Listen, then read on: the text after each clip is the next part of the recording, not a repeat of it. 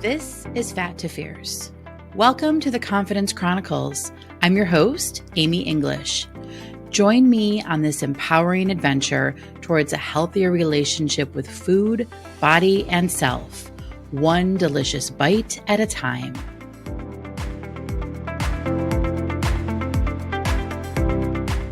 Hello there. I hope you're having a great week so far, and I'm really glad you're here. In today's episode, we're unpacking the relationship with food. So this is for anyone who struggles with food and disordered eating behaviors like continuous overeating, emotional eating, and or binge eating. Because understanding your current relationship with food is key to changing your relationship with food. It is key to creating a more balanced, healthy, peaceful relationship with food. Have you ever felt like your current relationship with food is a tangled ball of yarn? This was one of the first images that came to my mind when I started the journey to changing my relationship with food. Pink. It was a pink ball of yarn all tangled up. That's what I saw in my mind. And when we have a tangled ball of yarn, you might know, the more you ignore that tangled ball of yarn, the worse it gets. And when it comes to food as a tangled ball of yarn, it's as if every unresolved negative experience with food adds another knot, making the whole thing a big, confusing mess. Now, here's the kicker. Most people, myself included in the past, focus on weight loss and diets to resolve for this. But they only seem to tighten the knots further. I think of it this way. Diets are like trying to untangle a knotted ball of yarn with just your bare hands. They focus solely on what, when, and how you eat, completely ignoring the root of the problem, your relationship with food itself. The dieting approach might seem to work in the short term, offering a temporary fix for weight loss. But in the long run, it just tightens those knots further. And you end up feeling restricted, deprived, and ultimately more likely to rebel and overeat. And you're still left holding the tangled ball of yarn. If this sounds familiar and you're someone who struggles with food, this means you tend to overeat, eat emotionally like stress eat, and or binge eat, and you can't seem to change your eating patterns. You think you have no control and you feel powerless around food. It's almost as if there's a negative force at play. It's this overpowering urge to eat. You're not really sure where it comes from, and you definitely think you can't stop it. It's like you're on autopilot, not realizing what even happened until it's too late, and you're sitting in a sea of empty candy wrappers. And you would love to change these habits. You would like to feel in charge, instead of thinking food has all the control. You would really like to untangle the ball of yarn. If this is you, then it's necessary to take a closer look at the role food is playing in your world and the current relationship you have with food. Now, for many of us, and I'm just basing this off of myself and the women I've worked with over the years, for many of us, food becomes a frenemy. It's a source of comfort and support, but also a trigger for overeating and guilt. So instead of focusing on shame and willpower, let's explore the reasons behind your eating habits. Often we use food to cope with stress, boredom, or other negative emotions. The first step to change this is having awareness. Because your thoughts, feelings, and even the way you talk about food can impact your choices. Now, you may want to grab a pen and paper for this next piece because I'm going to offer some questions to ponder just to start to raise some awareness and understanding into your habits with food. So, question number 1, how do you describe your current relationship with food? What does that relationship look like? How do you interact with food? That's question number 2. Number 3, what thoughts and emotions come up when you think about food? And question number 4, what language do you use to talk about food, both to yourself and to others?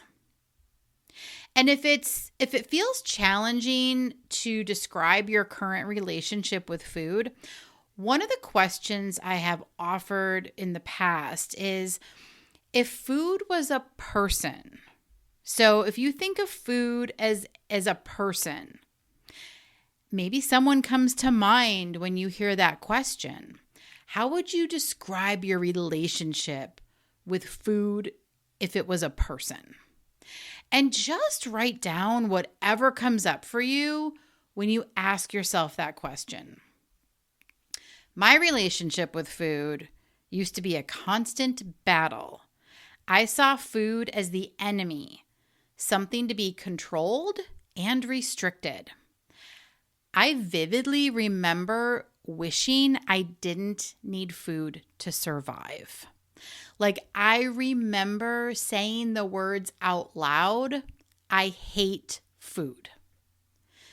This approach led to nothing but frustration and more overeating. And as a result, I struggled with food for a very long time.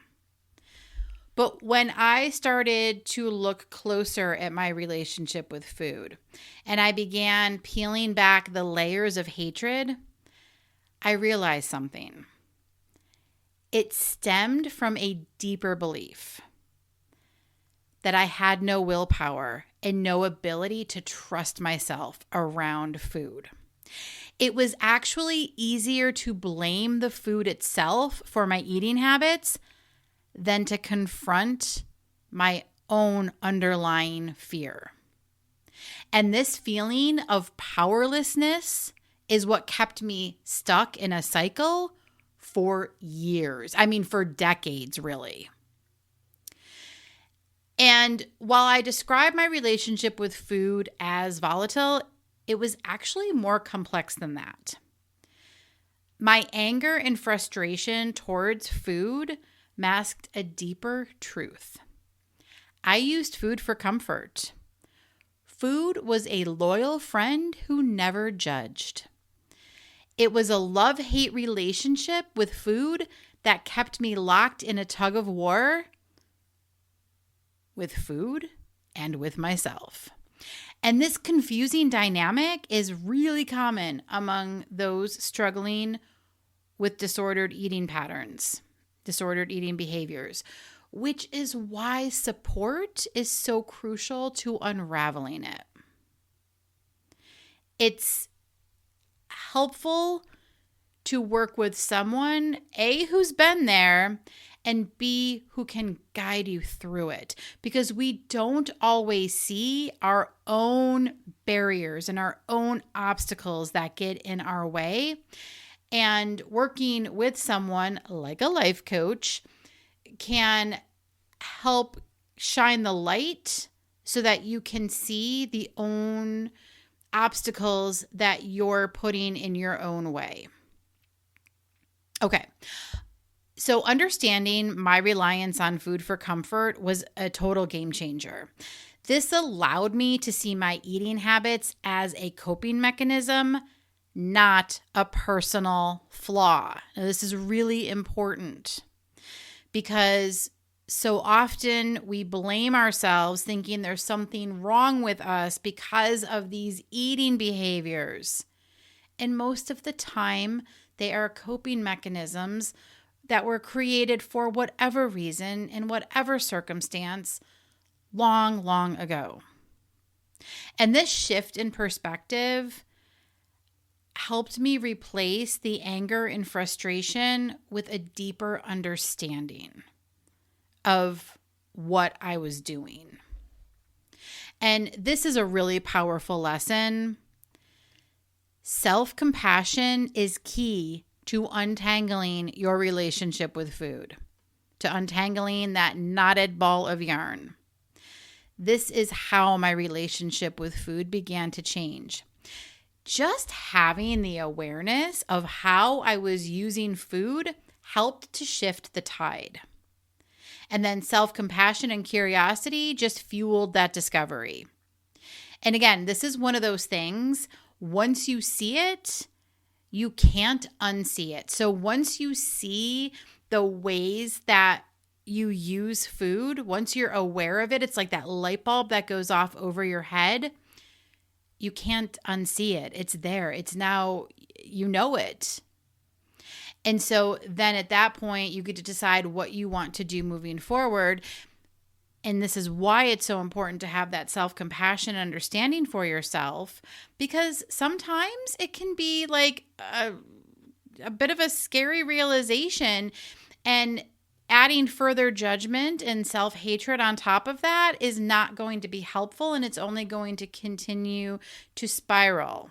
So that self-compassion understanding is just really, really important, because at some point the habits with food probably served. They probably served you. It's just that they're not anymore, and so we want to change them. And that's the one thing that I realized in this discovery, is that I had assigned multiple meanings and roles to food. But that meant I could change the meaning and the roles. I could choose something different. And that is an empowering thought. So instead of seeing food as a comforting friend or a dreadful enemy, I started to intentionally think of food as just food. Food is food. It's nourishment. Food is fuel that my body needed to survive. Getting back to the basic definition of food gave me a neutral place to pause. That was a place less complicated and confusing. And then from there, once I got to that neutral place, from there I could decide what I wanted my relationship with food to look like moving forward.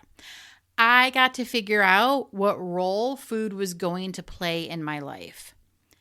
This is how I took back my power and my confidence with food. Now, the good news is your relationship with food isn't set in stone. It is likely a habit that was created long ago for various reasons. But once you see them, once you gain that awareness, and once you see the reasons why you have this relationship with food today, then you get to explore and change it, like we're talking about today. By paying attention to your thoughts, feelings, and even the language you use around food and about food, you can begin to gain valuable awareness. And this awareness is the key to rewriting your food story.